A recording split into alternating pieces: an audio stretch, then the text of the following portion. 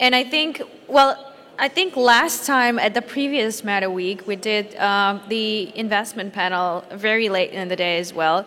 And there was like a full house, and there were lines, and people were lining up to every panelist and venture capital representative. So it's my honor to have this amazing all-star lineup on the stage today, best of the best. I would like to give it up to Sean Munir, CEO of Agera Ventures, who's going to moderate this session for you guys. Please give it up for Sean.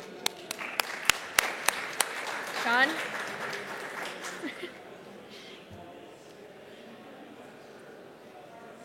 I'll let you introduce your moderators and, your panelists, and guys, you can come up on stage too. Thank you. Thank you very much. Hello, everybody. I'm the founder and CEO of Agera Ventures, and I'm really excited to be moderating this panel today about investing in Web3. We're going to talk about do's and don'ts.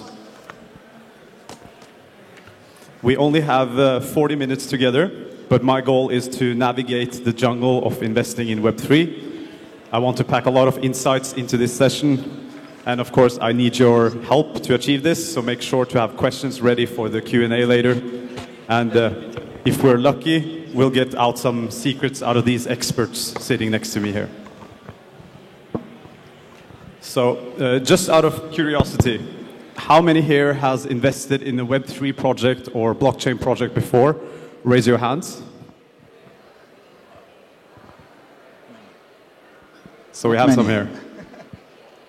So in order to make this engaging, I would like the audience to applaud if you agree with the statement, or boo if you disagree with the statement. So let's do a test. My statement is blockchain will revolutionize the fintech industry and is the new financial industry.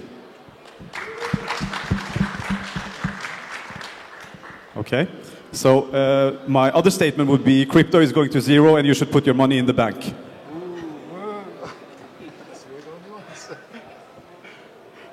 Right. Okay. Now we have the parameters. A really short introduction of each panelist. We're very fortunate to have some heavy hitters with us here today. So our first panelist, Saeed, I'll introduce you first. Saeed Al-Darmaki, founder and CEO of Shisha Finance, co-founder of Alphabet Digital Currency Fund.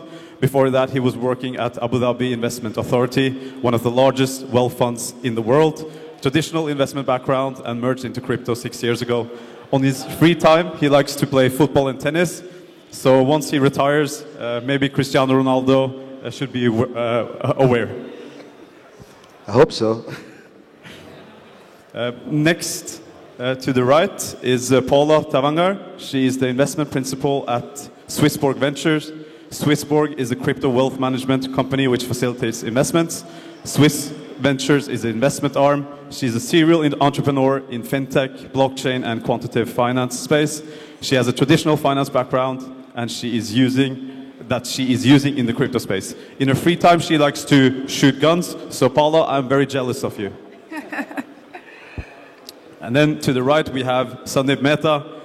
Is an industry leader in the global financial community, having overall 3 decades of experience for corporate clients, high-net individuals, and family offices. He's a goodwill ambassador for global organization. He's also an angel investor into 20 startups in the blockchain space. In his free time, he lectures young entrepreneurs on business, so make sure to grab him after the discussions. Last but not least, thank you. Alexander Rafin, co-founder and CEO of Gains Associates, is the world's first and biggest decentralized VC. They did 21 million of deals last year, and their track record includes unicorn like Avalanche, Hashgraph, and Quant Network. He's French, and on his free time, he likes to complete summits that are higher than 3,000 meters. So respect. Thank you. Please welcome and give a warm applause to these 4 amazing panelists. Thank you. Thank you. So let's start with the questions. This is one for all. for anyone new investing into Web3, what is the first thing you'd like them to know? I think for me is just to have a basic understanding of crypto or blockchain technology, do a bit of research, get educated. There's a lot of resources online. And then once you have the basic understanding, then you can make a better judgment on investing or not. Yeah, maybe I can just add a bit to that point with the research. I think that we shouldn't be separating so much institutional from retail once it comes to investment. Like when you're considering investing your money at the end of the day, like that's your most valuable asset, right? So you should take it very, very seriously. And I think that it's very nice to treat investments as institutions do. So for example, in Swissborg Ventures, our main criteria are we start with the team. So it's very important for the team to have experience, not only in blockchain particularly, but in business, because I'm seeing that a lot in the industry. There's some incredibly bright guys, but they never run a business before. So sometimes it doesn't matter how great of a developer you are if you don't know actually how to manage your balance sheet. Security is another factor. Like I would always, as a private investor, I would always check for an audit or any source of data that can prove me that this project is actually secured. And also, I think that backing is very important. Like when you see that a project was already backed by VCs or they have strategic partners, this means a lot because, as I said, as every startup, usually the founders are not so experienced, so they really need the support of the bigger guys like funds and other partners from the industry that can help them to succeed in the sector. Thank you, Paula and Saeed. I think I compliment with what you say. One of the things which I would break this question into two parts is, if you are just a retail investor, first thing is you open up a wallet as a new investor and then buy some Bitcoins and Ethereum and few of the tokens and start. Believe in the system. Second thing, if you are an institutional investor, definitely what Paula said makes very important meaning, and that's what I wear multiple hats when I invest, and I also make sure that I look into teams, their governance, their plans, their project, and what kind of board members do they have, because young people, they need guidance, they need somebody. So we make sure that if you are a new investors into Web3, into tokenizations, you do a little bit of due diligence when you are in a wearing a hat of a venture capitalist or other kind of investors. But as a retail investor, I'll just say, jump in. Yeah, I would agree absolutely with Sandeep. Just getting started trumps everything. And to me, it feels very risky and foolish to not be invested in crypto. When you think that it could be the future of the world, how we exchange value at scale, not having a stake in that is very weird to me, to say the least. I'll give an applause to that. Thank you. So this question is to you, Paula, and then for the rest of the panelists. What are the key criteria for your company to make a decision to invest or not? I think that I already shared some of the criteria, but thank you for the question. We in Swissborg Ventures are focusing, as I said, mainly on the team. That's very important for us, like the background of the team, their experience in business, in blockchain, in technology, their network. And something I missed to say earlier is the utility of the token. That's something that we're focusing a lot on, because sometimes you see these amazing projects and they have really bright future, but the value of the token does not reflect the value of the equity. Like the business model does not revolve around distributing the profits of the platform through the token. So that's something that I would always look into, like the tokenomics specifically and the particular utilities of the token. So this is like an advice to projects to add as many utilities as possible and to make the platform token very valuable. And similar, basically, for the investors that are looking for new projects. And last, we look a lot into valuations. I think that we are all aware that in the last few months, valuations dropped drastically. And the secondary markets dropped. Consequently, we were expecting that the private market valuations will drop too, but this didn't happen immediately. I still see projects that are really hoping to raise at 100, 200 million valuations, which at the moment are very unrealistic. So if I need maybe to highlight again, it would be team, utility of the token, and valuation and security. Yeah, I think when our organization looks into any project, the first step for us is to do thorough research and due diligence on the project and the team behind it. That would also include the business model, the utility of the token, what's their roadmap, what's their strategy, do they have the budget, do they have any funding, is it backed by any other tier 1 VCs? There's a lot of factors to consider, but I think what's important is if they pass the due diligence and research, then we have conversations with the founders of these projects. And, we have to ask them challenging questions or give them feedback. And if the initial kind of response to that is, conservativeness or unwillingness to kind of change things around slightly or tweak things, then that's usually not a good sign for us. So I think it's important to talk to people, to talk to the team, because only when you talk to them, you can see if they're actually passionate about what they're doing, if they believe in what they're doing, and if they have it properly planned out. So it's just, just do your homework and talk to the people behind the project. And obviously valuation is important too, and a lot of other factors are important. But I think for me, number one is the team and what their attitude is like in terms of feedback and in terms of passion about what they're doing. I would also add to some of the points which has been not covered is one of the few things which I check with people when we want to invest is where's your risk register? Because what do you consider as an organization where in your project you have assumed that there is a lot of risk? Any company which comes to me and say I don't have a risk, I would not go in investing, because I would like to have investment in companies which understands what are the risks, what are their plans for mitigation. Let there be hundreds of risks. I will be more than happy to invest in a company which has more chance of failure because they knew the risk, rather than somebody who's overconfident and say, yeah, we will go to be $1 billion market and we are going to make 100 million and definitely we are going to have 100x. No, that's not where I would put my money into. I'd put my money into where the team, like he said, is we have a passionate team, we have a passionate product, people are working, they have a very team coherence and all the normal checklist tick marks like governance and all that. But more than that, I want to invest in where people understand that there is a risk and the investors knows, yes, there are risks and he may even lose his money, but at least I know the company understands where there is risk and what are their plans to mitigate the risk besides the normal points. That's one of a key driver. Yeah, I guess I would add that a simple heuristic is how hard is it to get in? And, over my 5 years in crypto, I've seen a lot of things, the good, the bad, things I can't really mention here, but people in crypto tend to overrepresent things. And so just to explain a bit more the power dynamics between projects and investors, there's on the one hand the projects that struggle and they're kind of begging for funds, you can feel it. And on the other hand, you have the projects that are oversubscribed. Everyone wants to get in them, right?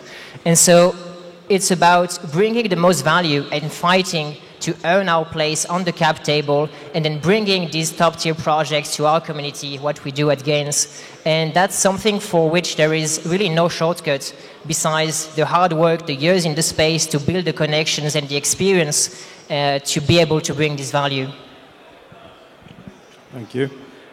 I want to touch on the topic of being oversubscribed. So oversubscribed is, let's say, a project is checks all your boxes. Everyone wants to invest into the project. How do you guys change your strategy, or what is your strategy to be able to get on that cap table? Well, I might take that. I think that first thing is obviously building your reputation and network, but we always, in Swissborg Ventures, we always approach new projects in terms of what value add we can have for them, not what is our expectation from the investment on their end and how it will perform. So I think that once you approach projects this way, it's way more easier to collaborate with them. And for example, we would really push to go into rounds, for example, in DeFi or anything that can be a direct partnership for us and where we can deploy all our resources. So I guess with these terms, it just becomes easier. I don't think that every investor is suitable for every project. Yeah, for me, I think it's very important to just show the value that you can bring to the table. You can ask the project, okay, you have this many people on the cap table. Is there any gaps that you might have that we can fill? And we're actively supporting a lot of Web3 startups. We have about 75 projects in the portfolio now. And, it's just finding out what they need and showing that you can actually add value. And it always helps to have a track record and a reputation and, showing other projects, that you've worked with. They can maybe ask them about you as an investor. And I think that it's just show that you really want to invest and why you want to invest and what value you can bring. There's a lot of things that come into convincing a project to let you invest, but I'll mention one which is at the essence of what we're doing at Gains, since we are a decentralized VC, so a community of investors. And compared to the traditional VCs, we bring organic community support. And at the end of the day, you've heard the word community a lot of times, but it is real and you have to do it well.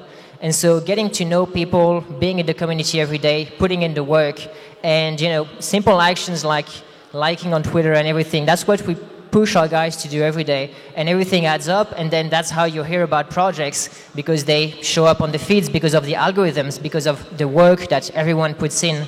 And I would mention GME, GameStop. I think that was actually a founding event that happened and really marked the world and showed that the strength in numbers, in people, right? Thousands of people could actually fight and defeat the big institutional VCs and so on, prove them wrong. And it was kind of negative in that story, but we can do it positively and bring more value. And that's what we're doing at Gains once again. On the topic of values, let's bring some value to the audience here. From an investment perspective, what do you think will be the next hottest markets in Web3 to invest in and going forward? I think at the moment, metaverse seems to be the hot topic. Yes, the market in general has slowed down, but I think it kind of reminds me of the use case of security tokens when it came out a few years ago. I angel invested in a couple of security token projects. One of them's doing really well. But I think it's just the timing and the maturity of the technology and the actual kind of hardware that supports metaverse in terms of VR, AR. I don't think it's anywhere near ready yet. I think there's a lot of platforms that are shouting and talking about what they're doing, but the substance and the actual tech isn't there yet. I think it's going to take a few more years, but it doesn't hurt to kind of take a risk, early risk on some of these projects and see what happens. But I think there's a lot of use cases that are always coming out and evolving, and we're monitoring all the different use cases and all the different blockchain networks out there. Let's do Sandeep first. And then Paul. Okay, thank you. I agree with him. Metaverse is there, and we have a lot of things. We have not even identified the general infrastructure industries, hospitalities, hospitals. Everything can be on metaverse. So metaverse is, if you look, a large utility is there. So definitely that's the next thing. But I also feel the young people, when I have a teenage daughter, and I know that gamifications, they want games. They want to earn tokens. They want to earn something like physical coins coming to them for them to play. So game is another thing which I think will grow quite large, where until now all the players were not getting anything, but they had to pay to get. Now they will pay to play the game. So I think this also is a very big opportunity in the space. Thank you. I just wanted to add something here because I slightly disagree that, at least at the moment, metaverse is the hottest topic. I think in the beginning of the year, definitely, we were flooded with metaverse projects. Everybody was talking about metaverse. And I think that once the market crashed and all the inefficiencies came to the surface, people came to their senses. And then they realized that actually first we need the infrastructure and we need the basics. And I think that now I'm very actively following what's happening in the private markets every week. We have this blockchain brief where we share all the VC deals, not all, but like the most important VC deals that happen on a weekly basis. And what I've been observing lately is like since the crash happened, the biggest deals and the most important ones are happening in infrastructure, in security solutions, in over-collateralized platforms, because we already saw what happens when these are mismanaged. So I think that now there is a bit more of interest in the basics, and eventually once we start recovering again, people would be able to start looking again into gamify, metaverse, and all those sectors. Yes, I think there are many upcoming trends in crypto, like metaverse and gaming for sure, but the one I believe in the most is social networks. And we're actually building UMeme, which is the Web3 social network for memes. And social networks is a huge market. Young people spend on average 3 hours per day on social media, and some up to 9 hours. So that's insane value created for Snapchat, Instagram, TikTok. And we are all sharing our lives, creating value for these multi-billion-dollar companies and getting nothing in return. And the worst thing is that these social networks are actually not social. Chamath Palihapitiya, a former executive at Facebook and a famous billionaire, said that these social networks are ripping apart the fabric of society. And these are very strong words. And so for all these reasons, we're building UMeme, which is the future social network of the web.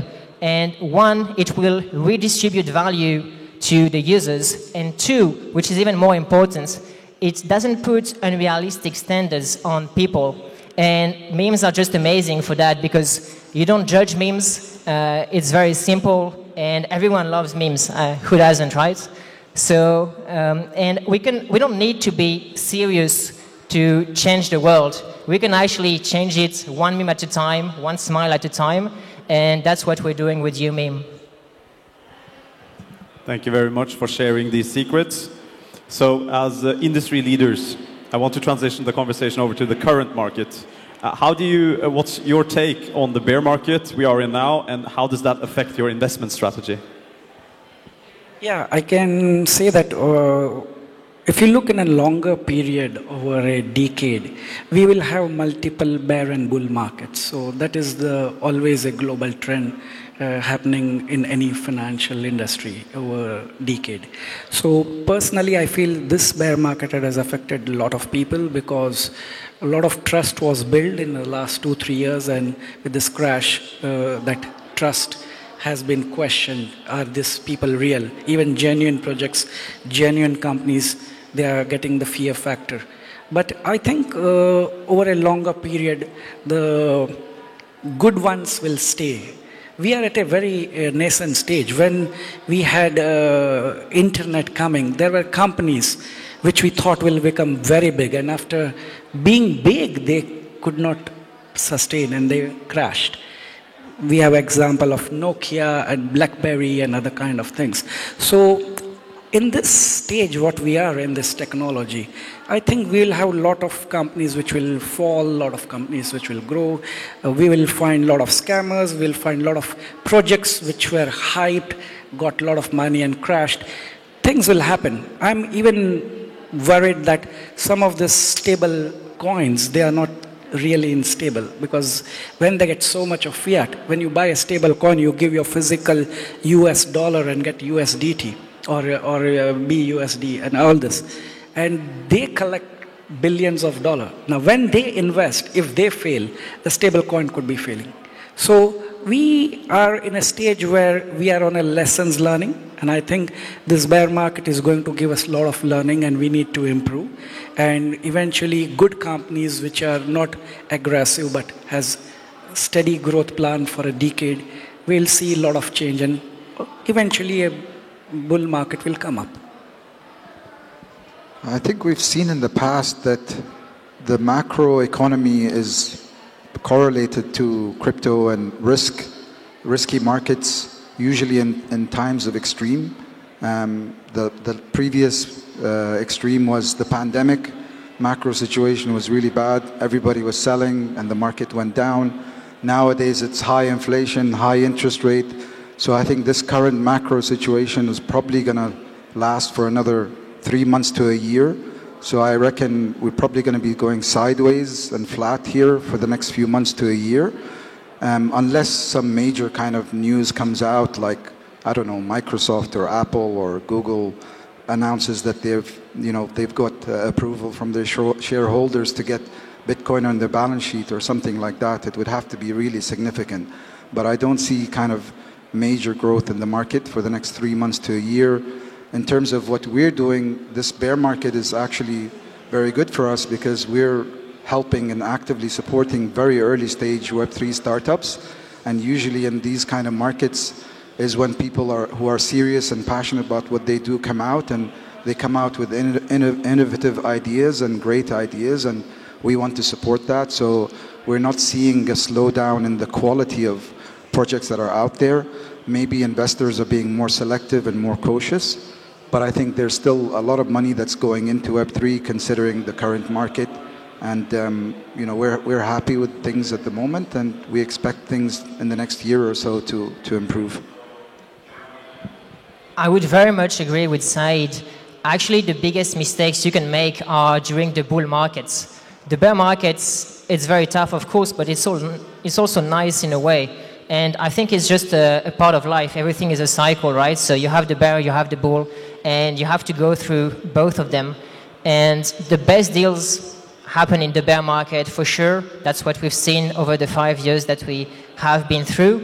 So I guess the only thing is to survive, and that's pretty much it. And the bear market cleans the space just by itself. So we have much better conversations. It's much easier to make good investments in the bear market because you have people who are here serious. And actually, just a quick tip, like one of the best simple predictor of success for a startup is the quality and frequency of their updates. So if they are diligent with their updates in the bear market, you have the time, you can see their progress, you can see if they're serious, and then you can choose to make a decision.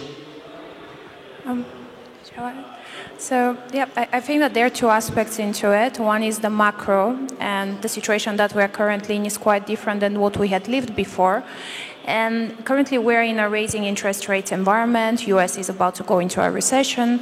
And this, as much as we like to think of crypto as an alternative asset class, it still gets affected by the money supply in the economy. So I don't think that there's anybody who can particularly predict when this thing is going to end, because it's going to be driven by the economic cycle. And we don't know when the economy will start recovering. So this is the first part. And the second one is simply in terms of cycle, I fully agree with, I think that everybody repeated the same thing, that down cycles are really great for creators, are really great for early stage investors, because somehow the market just slows down and then you have the space to create and to build new projects, to build new ventures, and to fix inefficiencies that are already happening in the markets. So definitely I think that this is a great opportunity to invest at a slower pace. So I want to transition the conversation into don'ts of investing. So what are some of the red flags you guys see to not to invest? I think you should definitely look out for red flags, false promises, too high valuations, just unrealistic kind of roadmap and strategy in place. You just need to kind of ask the right questions. Don't take anything for granted, and don't rush your decision as well. Take the time that you need to find out everything that you can about a project before you decide if you're going to invest or not. Something I really see as a red flag, and it's quite crazy that such presentations come to institutions, to VCs, where they have dedicated research teams, and it's like really easy to double check the facts. Don't always trust when you see a pitch deck or when you see a website, a presentation. Many of the things there might not be backed up. You know, most of the things, when you actually go into detail and you ask, the founders would say, "Oh, that's something we plan to do after two years. That's something that eventually we plan to talk to that person or to that fund." So I would be extremely cautious, and I'll be always double checking the facts, especially about the team's background and also any sort of promises, as Said mentioned, especially when they're big. Yes, totally. I mean, to give some examples, projects in crypto, some of them are very quick to overrepresent things once again. So, for example, they will tell you they have closed an investor when it's just a soft commit, or that they're in advanced discussions with Binance when they just sent an email. And so you have to have the network, the experience to notice these things and just be able to verify. So, you know, we ask our friends at VCs, launchpads, and so on, what the real nature of the relationship is between them and the projects. Yeah, I think all the points are covered. All the checklist has to be checked. I get a lot of proposals. Almost, we have reviewed over 200 of them in last 1.5, 2 years, and some of them are really highly ambitious. Some of them showed them that between now and 2023 January, where their product will be ready, and after that they are going to have 1,500% growth every month because the market is there. And I said, but yeah, there is potential, but how are you going to achieve it? And they didn't have a plan. So you sometimes some of the team members in the financial were like 40 team members, and I said they had names written down, and I said, how can you write down names of 40 people since you have not even started? They said, no, this is our family friends we are going to recruit. So this kind of red flags comes in, and you understand that they don't really have a straight strategy map, and 1,500% growth, 100x promises. These are the real red flags. And I always say, in your website, why don't you put your names of your stuff? Why don't you put your names of your peoples? Why don't you give their LinkedIn connections? We need to know if your team and you are doing a project which you're passionate about, why don't you talk about it? Why it's a hidden website with no names, no businesses, no details, no team? So some of these things really gives you an instinct that I need to be careful. Thank you for that. I have just one more question to ask the panelists, and then we take the questions from you guys, so make sure to have your questions ready. Of course, we've all been fortunate enough to fail in our life once or twice. What has been some of the most challenging experience in investing, and how has that changed your mindset? I think usually kind of the worst time to invest is when things are heating up in the market and valuations are getting too high.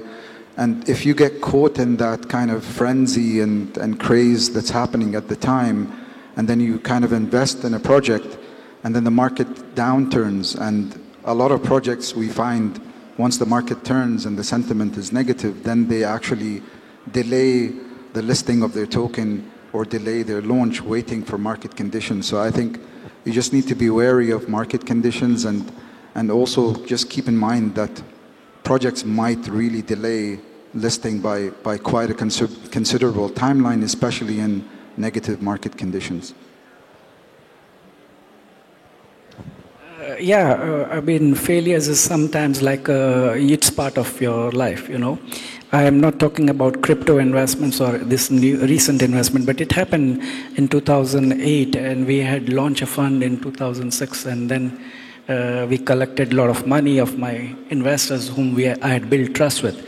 And then there was a large crash, and all the investors wanted to exit. So I had to personally pay from my pocket quite a substantial amount to keep the trust alive. And that was the loss. But I learned always in business, when you do business, you have to be ready for losses. There is always going to be risk. And as much as better you do your due diligence, your failure is going to be less. And one most important thing is everyone should learn from their failures, because more and more you have failure, more and more you are going to be a better successful person. I always believe that young people, they are very afraid to fail. I said, no, fail. Form one company, two company, three company, let all of them fail. One day, because you learn from your failures. And then there would be a right time where you learn a lot of things and you do it and you will succeed. I think, as he mentioned, the worst experience that anybody can have is obviously losing money. And I think this happened recently to all of us.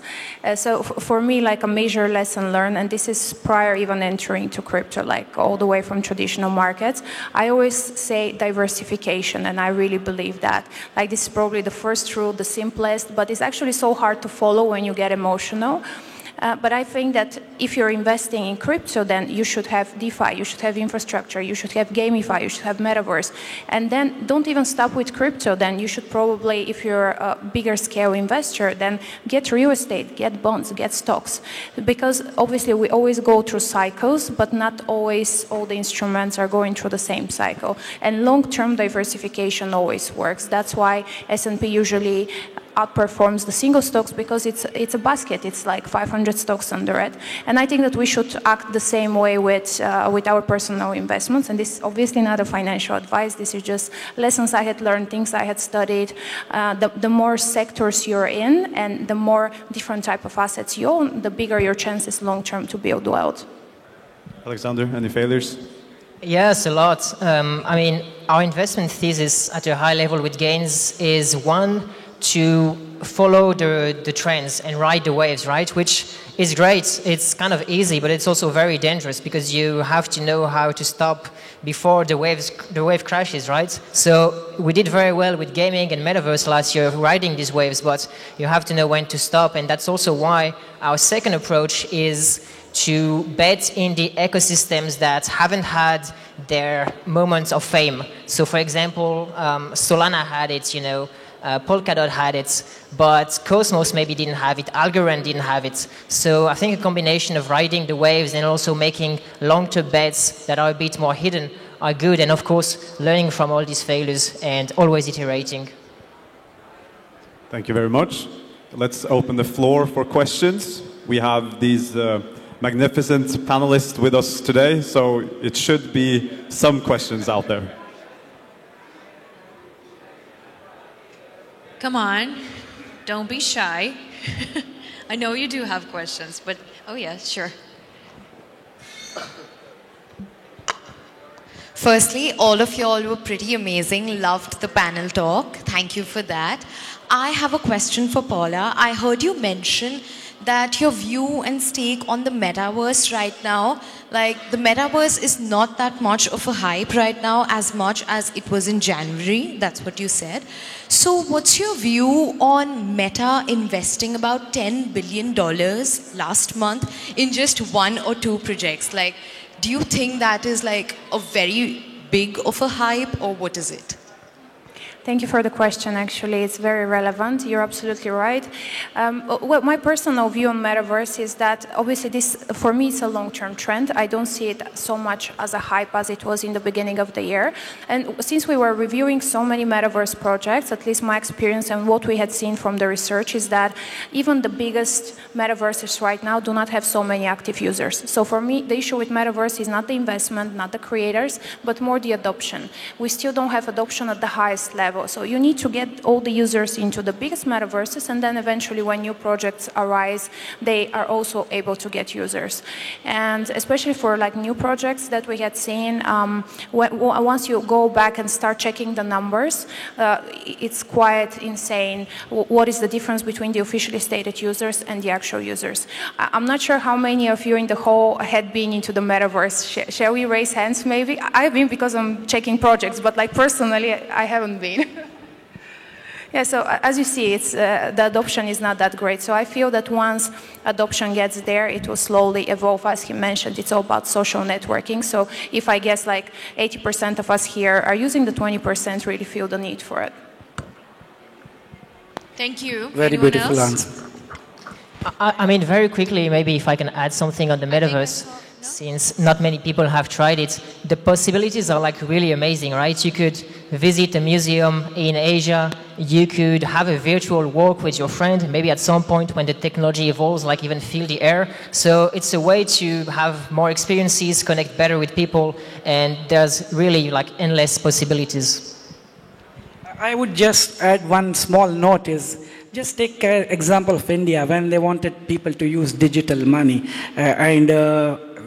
It was, a lot of companies had services, but there was a trigger point when government says, I'm canceling this currency, and the currency was closed overnight, particular, and they said, we'll print new currency. And that was a trigger point where everybody started using, even for 10 cents to transfer money through mobile.